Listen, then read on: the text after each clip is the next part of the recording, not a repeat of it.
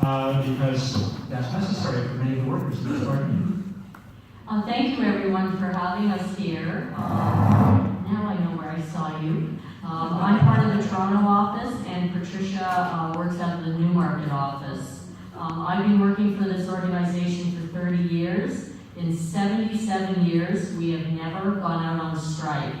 We're a pretty passionate organization, but it's just, we reached a point where it just had to happen. And I wondered about what to talk about, and I came across a letter that somebody from the deaf community had submitted to the government, and I thought she said it so articulately, I thought I just wanted to use her words. She said, I'm writing to bring your attention to the ongoing conflict between the Canadian Hearing Society board members and its employees. CHS workers across Ontario have been on strike now since March 6th. The strike is causing exceptional stress and anxiety on the deaf community and the workers who support them. The Canadian Hearing Society staff have been without a contract for 4 years. They have gone without pay increases despite the continuous rise in the cost of living. The board does not want to guarantee the workers their current sick leave package. Instead, they propose an agreement which will make it more difficult for workers to access sick leave. The board now refuses to negotiate at all. I'm very concerned that the lack of support towards the deaf community could be serious to the well-being of many. I sincerely request that you step in and encourage the board members of CHS to negotiate a fair deal with the workers. This difficult conflict is causing undue suffering and has gone on for much too long. And that is basically what is happening. We have a management team, 9 out of 10 of them are hearing, who are making decisions about the deaf community and the hard of hearing community, and they are not going to quit.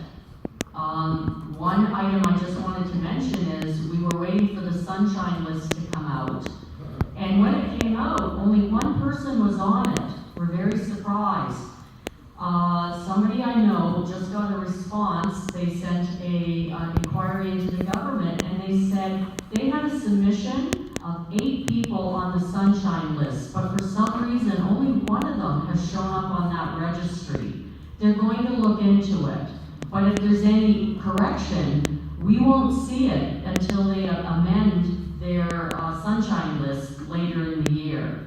So I encourage any of you to contact the government and say what's going on with that sunshine list, because the Canadian Hearing Society managers, they have to disclose that information, and it is not on that list.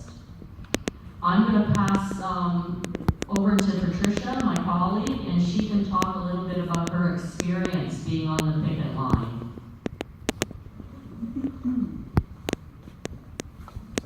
Is this one on? Yep.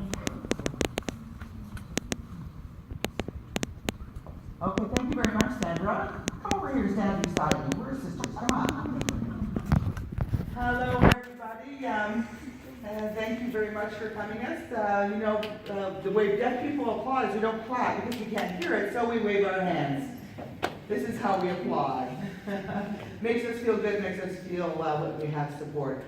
Really, we want the managers to recognize sign language, recognize who we are, our culture. Deaf and hard of hearing people have a very hard time with the negative attitudes we're getting from management.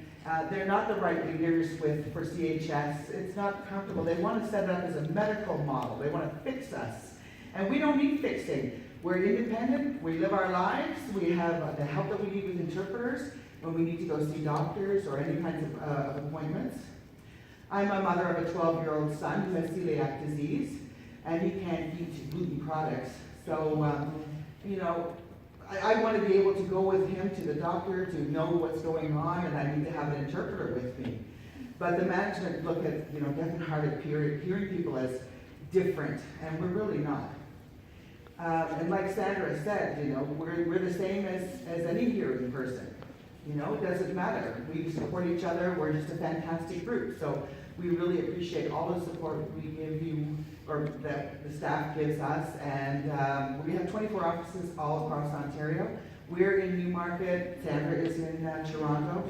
On the QP website, that's on here, on this flyer.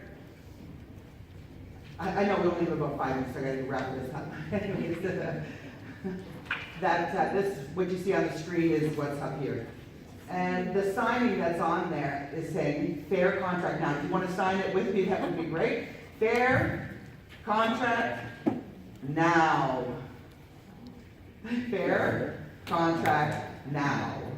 We'll do it one more time. Fair contract now. Thank you very much. Thank you, sisters. We had a great rally on Monday, and I want to thank all the unions that came out.